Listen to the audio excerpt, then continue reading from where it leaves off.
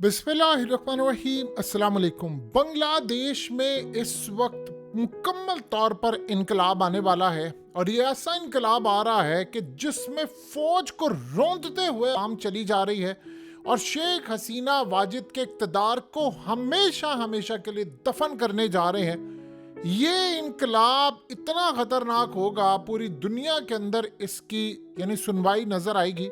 और सबसे बढ़कर जो डेवलपमेंट हो रही है कि टैंकों को रोनते हुए अवाम इनके टैंकों पर चढ़ चुकी है, लेकिन जो बड़ी डेवलपमेंट है, यही इनकलाब गालिबन अब दुनिया भर में आएगा। और इस इनकलाब के बाद जो असल कहानी अब शुरू होने वाली है वो ये है कि इसराइल तक जा रहा है। और वहाँ पर जो मसला शुरू हो गया इसराइल में कि उनको ख़तरा ये पैदा हो गया है कि एक तो ये जंग खड़ी होगी, अवाम वहाँ पर भी सड़कों पर निकले हुए हैं। अब वहाँ की इंटेलिजेंस एजेंसी शिन बैत ने काम ये किया है कि इमीडिएटली बंकर्स बनाने शुरू कर दिए। एक तो ईरान की तरफ से हमला, क्योंकि ईरान को अरब ममालिक ने और दीगर ने कहा है कि आप हमला ना करें, जंग छिड़ जाएगी। उन्होंने कहा अब हमें कोई परवाह नहीं है। ये इतनी बड़ी क्या डेवलपमेंट्स हैं, ये ज़रा समझ लो शेख हसीना वाजिद के साथ होने क्या लगा है। शायद उसका अपने बाप से भी बुरा हाल होगा।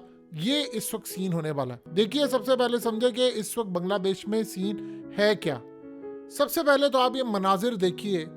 ये मनाजिर बता रहे हैं कि बांग्लादेशी अवाम ने फौज को रौंदने का फैसला कर दिया है। वो चढ़ गए फौजियों के टैंकों पर और टैंकों पर चढ़ने के बाद उन्होंने वहाँ पर इनकलाब के नारे मारने शुरू कर दिए। ये इतना बड़ा सीन वहाँ पर हो गया है कि फौज को खुला ऑर्डर जारी किया शेख हसीना वाजिद ने। उसने कहा कि ये जितने स्टूडेंट्स हैं, अब स्टूडेंट ने असल में काम क्या किया है, इन्होंने सिविल नाफरमानी की तहरीक चलाई। अब ये स्टूडेंट्स नहीं रहे, इसमें बांग्लादेश के अंदर आम लोग, औरतें, बच्चियां, तमाम के तमाम मकतबा फिक्र के लोग सारे आ गए। अब शेख हसीना वाजिद के पैरों तले जमीन निकल गई है। अब उसने फौज को कहा कि इनको लटा दो। यानी शेख हसीना वाजिद ने आज जो बयान दिया, उसने कहा ये दहशतगर्द हैं, इनको कुचल डालें। अब हुआ ये है कि फौज जो है उसके अंदर आपको पता है कि आज भी इंडियन एलिमेंट्स जो है वो कितना पाया जाता है, लेकिन इस सूरत हाल में अब लोगों ने फौज को आड़े हाथों ले लिया है और इनके टैंकों पर चढ़ गए और उन्होंने कहा इनफ इज इनफ, तमाशा कर लिया है तुमने। हमने तुम्हारे साथ बांग्लादेश की आज़ादी ली, तुम्हारे बाप ने मुल्क बनाया, तो तुम लोग इस मुल्क के बाप बन गए हो। अब ये काम नहीं होगा। अब हुआ ये है कि सबसे बड़ी बात, जो वहाँ की फौज के साबिक आर्मी चीफ और साबिक अफसरान हैं, उन्होंने हंगामी तौर पर प्रेस कॉन्फ्रेंस में कहा कि फौज को कहा है कि आपने अवाम के सामने खड़ा नहीं होना, वरना ये आपको रौंद कर रख देंगे। और कहा कि अब आपने गोली नहीं चलानी। फौज ने वहाँ पर इतने लोग मार दिए जिसकी इंतहा नहीं। अब वहाँ पर फौज के अंदर ये लड़ाई होगी। उन्होंने कहा कि किसी सूरत अब फौज अवाम के सामने ना खड़ी हो। अब आप सोचेंगे जब ये सारी डेवलपमेंट हुई कि आर्मी चीफ ने देखा बांग्लादेश की कि ये तो हमारे यहाँ से गेम निकल गई है, उन्होंने काम ये किया कि उन्होंने एक कॉन्फ्रेंस की और जो उनकी कोर कमांडर कॉन्फ्रेंस होती है उसके अंदर जाकर उन्होंने कहा जी फौज तो अवाम के साथ रहेगी। वही नबातुल्ला बयान जो होता है इनका, जी फौज तो अवाम के साथ है, वो फौज कुचल रही है और अवाम ने फौजियों को पकड़ लिया। उन्होंने कहा बहुत तमाशा कर लिया तुम लोगों ने, बड़ा हमारे साथ बेड़ा गर्क कर लिया। शेख हसीना वाजिद ऑर्डर दे रही है कि इनको रौंद डाले।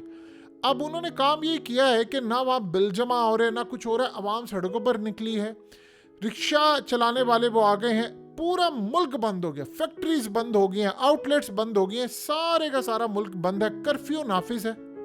अवाम अब क्या कह रही है? अवाम अब ये कह रही है, पहले स्टूडेंट तहरीक थी, पहले तो कोटे से सिस्टम शुरू हुआ था। देखिए सीन कहाँ से इनके हाथ से निकला। एक आम सा एहतजाज था जिसमें उन्होंने कहा जी कोटा सिस्टम खत्म करें।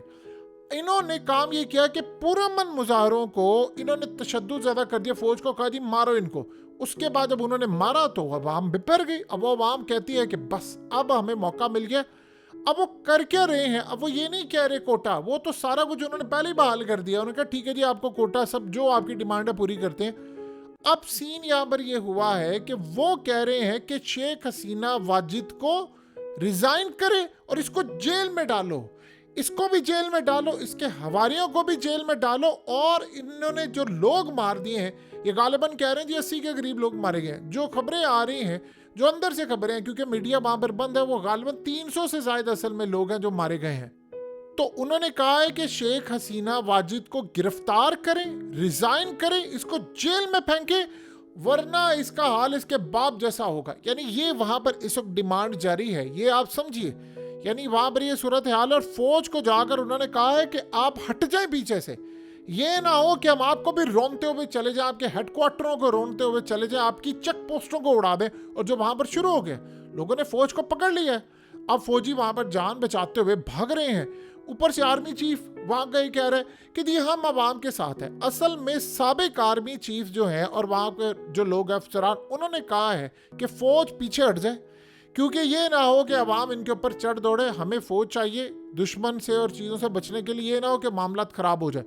تو اب فوج کا آرمی چیف جو اس نے لگایا اب وہ تو ظاہر سی بات ہے شیخ حسینہ واجد کا پورا خیال رکھ رہا ہے. اب وہاں پر حالت یہ ہو چکی ہے کہ اب یہ انقلاب کے بغیر معاملہ نہیں رکنے والا, وہ نہیں واپس جانے والے, کیونکہ ڈیمانڈ جو تھی وہ تو پوری ہو گئی ان کی پہلی, وہ کوٹا سسٹم والی. اب وہ کہہ رہے ہیں حسینہ واجد کو کریں گرفتار, اس سے لیں استعفیٰ, اور اس کے بعد ہمیں الیکشن کروائیں اور ملک کے اندر انقلاب برپا ہو. اب عوام جس کو ووٹ دے وہ آئے. یہ سب دھندا جو ہے وہ ختم ہو. انہوں نے کام یہ کیا, حسینہ واجد نے عوامی لیگ کو کہا اب بھی نکلا مظاہروں کے لیے. اب اصل میں عوامی لیگ کے وہاں سپورٹرز ان کے تو ہیں بڑی تعداد میں, لیکن جب عوام کا انقلاب آ رہا ہوتا ہے تو آپ ٹھہر نہیں سکتے. اب ہوا یہ کہ ان کے آپس کی لڑائیاں شروع ہوگی. اب فوج نے کام یہ کیا کہ عوامی لیگ کے نامعلوم افراد وہاں پر آئے. یعنی آپ دیکھیں سادہ کپڑوں میں آئے, بندوقیں ان کو پکڑائی ہوئی ہیں اور وہ دھڑا دھڑ جا کر لوگوں کو مارے. یعنی آپ اندازہ کریں وہ مظاہرین میں بھی جا رہے ہیں, ان کے جا کر ساری انفارمیشن لے رہے ہیں, کیا کر رہے ہیں, کہاں مظاہرہ کرنا ہے, ان کے اوپر حملہ بھی کر رہے ہیں. اور یہ نامعلوم افراد ان کے آگے ہیں, یعنی عوامی لیگ کے یا ان کی ایجنسیوں کے لوگ آگے ہیں, اور فوج سیدھا ان کے اوپر گولیاں چلا رہی. لیکن اب معاملہ یہ ہوا کہ فوج کے ہاتھوں سے ٹینکس نکلنا شروع ہو گئے ہیں, ٹینکوں پر وہ آگے تھے, اور وہ سارے کا سارا معاملہ لوگوں کا دماغ خراب ہو گیا. انہوں نے کہا کہ تماشا تم لوگوں نے لگایا ہوا ہے, آج ہمیں آزاد ہوئے اتنے سال ہو گئے اور ہم یہیں پر کھڑے ہیں. اب حسینہ واجد کے پاس کوئی آپشن نہیں ہے سوائے اس آپشن کے کہ وہ ریزائن کرے, گھر جائے. کیونکہ سابق آرمی چیف, اصل میں ہوا یہ ہے کہ فوج کے اندر سے ہی بہت سارے لوگوں نے, جرنیلوں نے سابق آرمی چیف اور بہت سارے لوگوں کو کھڑا کیا کہ آپ مطالبہ کریں کہ آپ فوج کو واپس بلائیں اور مظاہرے کرنے کی طلبہ کو اجازت دیں. اب آپ یہ سوچیں ہیں کہ جو کرنٹ آرمی چیف ہے اس کے ساتھ جو ان کے جرنیل ہیں وہ بھی اصل میں پیچھے ہٹنا شروع ہو گئے ہیں. اب اپنے گنڈوں کو وہ کہہ رہی ہے کہ جاؤ جا کر ان سب کو کچل ڈالو. دیکھیے وہاں پر انہوں نے انٹرنیٹ کو بند کیا. ڈھاکہ اس وقت میدان جنگ بنا ہوا ہے, وہاں پر 4G انٹرنیٹ کی سروس تو فی الحال بند ہے, براڈ بینڈ اس وقت جاری انہوں نے کیا ہے کیونکہ پورے ملک کے اندر تباہی ہے. اور خالی یہ معاملہ نہیں ہوا, نیپال میں بھی شروع ہو گیا, دنیا بھر کے اندر جہاں جہاں بنگلہ دیش کی ایمبیسیز ہے وہاں پر یہ سارے پہنچ گئے ہیں. حسینہ واجد اس وقت چاہ رہی ہے کہ کوئی انار ہو, کیونکہ اب وہ کھڑی نہیں ہو سکتی. دیکھیے زیادہ دیر نہیں آرمی چیف اس کو بچا سکتا, کیونکہ نچلی کمانڈ یہ بتا رہی ہے کہ عوام بپھر گئی ہے, وہ فوج کو بھی نہیں چھوڑی. شیخ حسینہ واجد یہ چاہتی ہے کہ کسی طرح اگر لٹ سے مجھے استعفیٰ دینا بھی پڑے تو میرے اوپر یہ قتل و غارت, لوٹ مار, کرپشن, یہ مقدمات نہ ہو, مجھے گرفتار نہ کیا جائے. دیکھیے حسینہ واجد نے یہاں سے ریزائن کیا تو امیجیٹلی اس کو گرفتار ہونا پڑے گا, یہ عوام نے نہیں ٹکنا, وہ کسی صورت نہیں چھوڑیں گے. اور وہاں پر غالباً یہ بھی پاسبلٹی ہے کیونکہ مارشل لا والی صورت حال ہو. اگر مارشل لا لگانے کی کوشش کی تو یہی عوام نے آرمی ہیڈ کوارٹر پر جا کر ان کو بپر دینا ہے, کیونکہ وہ کہہ رہے ہیں کہ اصل میں فوج کے بلبوتے کے اوپر حسینہ واجد یہ سارے کا سارا کام کری. اب عوامی لیگ نے جو ریلیاں نکالی تھی وہ بھی فلاپ ہو گئی ہیں کیونکہ عوام کا جمع غفیر ہے اس وقت. اگلے چند دنوں میں تباہی اتنی زیادہ ہونے والی ہے کہ پورا اس وقت ڈھاکہ آپ اندازہ کریں کہ میدان جنگ بن گیا ہے. فیکٹریوں کو, پبلک ٹرانسپورٹ کو, سب کو بند کرنے کا فیصلہ کر دیا ہے. اب یہ زیادہ دیر تک معاملہ چلنا ہی نہیں ہے. اب وہاں نہ کوئی جا رہا ہے نہ نظام چل رہا ہے, پورے کے پورے ملک کے اندر ہنگامہ ہے اور یہ ساری چیزیں ہو گئی ہیں کنٹرول سے باہر. آپ ذرا اس تصویر کو دیکھیے, یہ آپ جانتے کس کرکٹر کی ہے؟ یہ شاکب الحسن کی ہے. اس تصویر پر لوگوں نے سپرے کر دیا ہے, لکھا ہے جھنڈے لے کر, اور اس کے خلاف مظاہرے ہو رہے ہیں کیونکہ شاکب الحسن اصل میں بنگلہ دیش کا جو کپتان اور کرکٹر ہے وہ شیخ حسینہ واجد کی پارٹی سے الیکشن جیتا ہے. یعنی وہ اس وقت گورنمنٹ میں ہے اور ان سارے مظاہروں میں مکمل طور پر وہ خاموش بیٹھا ہوا ہے. آپ ایک دفعہ شیخ حسینہ واجد کا دھڑن سسٹم ہونے دیں, اس کے بعد آپ دیکھیے گا کہ وہاں پر بنگلہ دیش میں ہوتا کیا ہے یہ لہر اب اٹھنی ہے اور یہ پوری دنیا میں پھیلنی ہے، اور اس کا جو اب شکار ہونے والا ہے ایک اور بھی ملک، بظاہر تو بنگلہ دیش بڑی دور ہے، لیکن آپ غور کریں تو برطانیہ میں عوام نکلی ہوئی ہے سڑکوں پر، صحیح یا غلط وہ ایک الگ بات ہے، یورپ میں نکلی ہوئی ہے، اسرائیل کے خلاف نکلی ہے، وینزویلا میں نکلی ہوئی ہے، ایران میں بھی نکلی ہوئی ہے، لیکن کہہ رہے ہیں بدلے کے لیے۔ اسی طرح پوری دنیا کے اندر پرانے سسٹم زمین بوس ہو رہے نہیں آ رہے۔ اب سب سے بڑا مسئلہ یہ ہے کہ یہی ماڈل اسرائیل میں دہرانے کی اس وقت تیاری ہو رہی ہے۔ دیکھیں اسرائیل میں سین یہ ہے کہ سب سے بڑا وہاں مسئلہ یہ پیدا ہوا ہے کہ فوج سے لے کر تمام کے خلاف، سیاستدانوں کے خلاف، نیتن یاہو کے خلاف وہاں کے لوگ ہیں۔ آپ بتائیے کہ جب آپ پوری طرح ملک چھوڑ کر جا رہے ہوں، وہاں کے لوگوں کو پتہ ہمارا اپنا کاروبار رہے گا، نہ شپس آئیں گے، نہ کچھ ہوگا۔ سین وہاں یہ ہوا ہے کہ وہاں پر انہوں نے، یعنی جو شن بیت ان کی انٹیلیجنس ایجنسی ہے، انہوں نے بنکرز بنانے شروع کر دیا امیجیٹلی۔ فوج کی قیادت سے لے کر نیتن یاہو سے لے کر وزیروں، مشیروں، سب کو وہ بنکرز میں شفٹ کر رہے ہیں، کیونکہ ایک جو سین اب سامنے آیا ہے وہ سین بڑا خطرناک ہے۔ یہ دو طرز پر ہے۔ عوام انقلاب کیسے لا سکتی ہے وہاں پر بنگلہ دیش جیسا سین وہاں پر یہ ہوا ہے۔ جو سب سے اہم بات ہے وہ یہ ہے کہ اس وقت بنگلہ دیش کی صورتحال اسرائیل واچ کر رہی ہے، یعنی ساری۔ یہ لوگ کرنے کیا جا رہے ہیں کہ ایران کو عرب ممالک نے اور دیگر کنٹریز نے اپروچ کیا اور کہا کہ آپ نے سٹرائک نہیں کرنا، اگر آپ نے سٹرائک کیا تو پھر اس کے بعد یہ اتنی خطرناک جنگ چھڑ جائے گی کہ پورے ورلڈ میں پھیل جائے گی۔ اب وال سٹریٹ جرنل نے کہا ہے کہ ایران نے عرب ڈپلومیٹس کو کہا کہ اب ہمیں کوئی پرواہ نہیں ہے کہ اگر اسرائیل پر حملہ کرنے کے بعد جنگ چھڑتی ہے، پورے ریجن میں پھیلتی ہے، جو مرضی اب ہو جاتا ہے، اب انف از انف ہو گیا ہے، اب ہم نے حملہ کرنا ہے، اور ہم ایسا حملہ کرنے جا رہے ہیں کہ اسرائیل اس کے بعد کانوں کو ہاتھ لگاتا پھرے گا، اور ساری زندگی یہ لوگ یاد رکھیں گے کہ انہوں نے اسماعیل ہانیہ کو مارا کیوں تھا۔ انہوں نے کہا کہ اب جنگ ہوتی ہے، ہو جائے، جلتا ہے مڈل ایسٹ جل جائے، پورا ریجن جل جائے، اب ہمیں کوئی پرواہ نہیں ہے، اب ہم نے اسرائیل کو نہیں چھوڑنا۔ اب آپ یہ سوچیں کہ یہ اس اخبار نے، وال سٹریٹ جرنل نے کہا ہے، جو کہ غالباً اس طرح کی جب خبریں ہوتی ہیں ان کا سورس اتنا تگڑا ہوتا ہے، اتنا تگڑا ہوتا ہے کہ ہارڈلی کوئی ایسی صورتحال ہوتی ہے جس کو وہ ڈینائی کر سکے، یعنی اتنا تگڑا ان کا سورس ہوتا ہے۔ اب اس کے بعد ایک بات تو طے ہے کہ اسرائیل کے اوپر ہونے جا رہا ہے حملہ، بہت بڑا حملہ، جنگ، بڑی جنگ، لیکن اس کے ساتھ ایک اور بھی ڈیولپمنٹ ہونے والی ہے اسرائیل میں، اور وہ ڈیولپمنٹ یہ ہونے کے لیے جا رہی ہے کہ عوام جو ہے وہ وہاں پر سڑکوں پر آنے کے لیے تیار ہے۔ غالباً اگر یہ صورتحال یہاں پر حسینہ ہو جاتی ہے تو اس کا اسرائیل پر اثر یہ پڑے گا کہ وہاں پر آلریڈی لوگ نکلے ہوئے ہیں، سڑکوں پر نکلے ہوئے ہیں، یعنی آپ اندازہ بھی نہیں کر سکتے کہ کتنی بڑی تعداد میں لوگ بپر گئے ہیں۔ وہ کہہ رہے ہیں کہ تم ایک تو نیتن یاہو نے، یعنی آپ دیکھیں آج بائیڈن نے کہا کہ سارا قصور نیتن یاہو کا۔ نیتن یاہو ایسا بے شرم انسان ہے، آپ نے دنیا میں ایسا انسان نہیں دیکھا۔ بائیڈن کو کہتا ہے تم ایک کام کرو کہ ان کے اوپر پریشر ڈال کر کوئی ڈیل فائنلائز کرواؤ، عرب ممالک کو ان سے ڈیل کریں، ایران کے ساتھ۔ یعنی آپ اندازہ کریں جس بندے کے ساتھ آپ ڈیل کریں تو اس کو مار کر کہتا پھر کرے تاکہ میں اپنی عوام کو لالی پاپ دے سکوں کہ دیکھو میں ابھی بات چیت کروں۔ وہ کہہ رہے ہیں کہ اب تو ہم نے نہیں چھوڑنا، اور فوج کو اس بات کا سب سے زیادہ خطرہ ہے کہ سب سے بڑی بات یہ ہے کہ یہ جو جنگ ہوتی ہے جو اسرائیل میں ہے، انہوں نے جب لبنان میں حملہ کرنا ہے تو پلان یہ ہوا کہ تل اویو تک آنا ہے، آگے تک جانا ہے، ان کے کئی شہروں کو نشانہ بنانا ہے، یعنی ایلات، تل اویو، یروشلم، نہ جانے کہاں کہاں تک یہ حملہ ہوگا، یہ ابھی تک کسی کو بھی نہیں پتا۔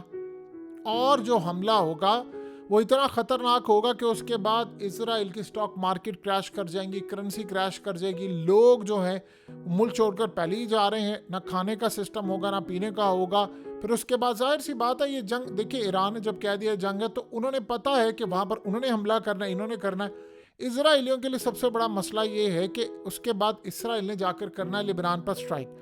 ان کے اوپر جو جنگ ہونے والی ہے، امریکہ نے کہا ہے کہ ہمیں ابھی تک یہ نہیں پتا کتنے فرنٹس ہیں، وہ کہہ رہے ہیں کہ ہو سکتا ہے 10 سے 12 فرنٹس کھل جائے، یعنی ممالک چھوٹے بڑے سب، شام بھی ہو سکتا ہے اس جنگ میں کود پڑے، لبنان تو کود رہا ہے، یمن تو آ ہی رہا ہے پہلے، ایران تو حملہ کرنے ہی والا ہے۔ ایران کو یہ پتا ہے کہ انہوں نے واپس ان کے اوپر حملہ کرنا ہے، اسی لیے ایران نے اسٹریٹجی یہ بنائی ہے کہ ہم جب حملہ کریں گے ان کے اوپر بڑی تعداد کے اندر تو عوام ان کی نکل آئے گی۔ اگر ہم بہت زیادہ تباہی لے کر آتے ہیں تو عوام پھر یہ نہیں کہے گی کہ آپ حملے کا جواب دیں، کیونکہ ان کو پتہ ہے پھر اسرائیل حملہ کرے گا تو پھر وہ کریں گے تو یہ جنگ ہے۔ تو اسرائیلیوں نے آج تک تو جنگ کبھی دیکھی نہیں اپنے اوپر، یعنی وہ چھوٹے موٹے علاقوں میں کبھی ہوئی ہو، آج سے پہلے کبھی انہوں نے جنگ دیکھی نہیں۔ اور ایران اتنا پاورفل ہے اور یہ سارے کہ ابھی حملہ کرنے چاہ رہے ہیں۔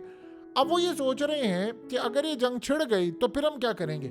ایران کا پلان یہ ہے کہ اگر ہم ان کے اوپر حملہ کریں تو عوام ان کی خود ہی نکل کر ان کا گھیراؤ کر کے معاملہ خراب کر لیں، لیکن جب جنگ چھڑ جائے گی تو حالات کتنے خراب ہوں گے، اوپر سے میزائل آ رہے ہوں، اوپر سے عوام نکلے ہوں، یعنی اس سارے سینیریو کو اگر ہم دیکھتے ہیں تو اسرائیل ماڈل اڈاپٹ کر سکتا ہے بنگلہ دیش کا، اور اس ماڈل کے بعد دیکھنا یہ ہے کہ کیا آرمی، دیکھیں سب سے بڑی بات یہ ہے کہ اسرائیل میں ہوتا یہ ہے عوام کے اندر سے ریزرو فوج وہ بلا رہے ہیں کہ جی تم لوگ جاؤ اور جا کر لڑو، اور وہ کہہ رہے ہیں کہ ہم نے لڑنا نہیں ہے۔ یعنی آپ اندازہ کریں کہ امریکہ نے یہ بات بڑی کلیئرلی ان کو کر دی کہ امریکی فوجی آپ کے لیے خون بہانے کو تیار نہیں ہے، سو لہٰذا آپ اس سارے معاملے پر کوئی غلطی، کوئی ایسا سین کرنے کی، یعنی اس وقت حماقت نہ کرنا۔ سو اب یہ حالات جو پیدا ہو رہے ہیں اسرائیل کے اندر، اس جنگ کے بعد اصل میں پتا چلے گا، ان سٹرائکس کے بعد پتا چلے گا کہ اسرائیلی کہاں پر کھڑے ہیں، عوام کہاں پر کھڑی ہے، اور ان کے ساتھ ہونے کے بعد دیکھیں فلائٹس کینسل رہیں گی لمبے عرصے تک، یہ یاد رکھیں کیونکہ جنگ یہاں رکنی نہیں ہے، فلائٹس کینسل رہیں گی۔ ہو سکتا ہے کہ ایٹمی معاملے تک آ جائے، کیونکہ ایران نے اپنا ایٹمی پروگرام سیکیور کرنا، انہوں نے پہلے ہی کہہ دیا اگر ہمارا ایٹمی پروگرام تباہ کیا تو ہم آپ کا بھی اڑا دیں گے۔ اور اس کے بعد اس دفعہ سویلین تک بھی حملے ہو رہے ہیں، یعنی بجلی بند کرنی ہے انہوں نے، ان کی اکانومی کا کیا حال ہوگا، عوام کس طرح اس کو کریں گے۔ آلریڈی وہ کہہ رہے ہیں کہ اب تو ہمارے قیدی بھی نہیں آئیں گے، اور ہمیں تم نے جنگ سے، یعنی تم نے ہمیں امریکہ سے بلایا، ہمیں تم نے پولینڈ سے بلایا، یورپ سے بلایا، رشیا سے بلایا، ساری دنیا سے لوگ اکٹھے کر کے لائے کہ یہاں پر بڑا پرامن ملک ہے، فلانا ہے، اور اب حالت یہ ہے کہ ہمیں کہہ رہے ہو کہ جنگ آ گئی ہے تو آؤ آ کر لڑو، تو ہم کیوں جنگ لڑے، تمہیں کہا کس نے تھا کہ جا کر یہ کام کرو۔ سو یہ اصل میں اس وقت صورتحال ہونے والی ہے۔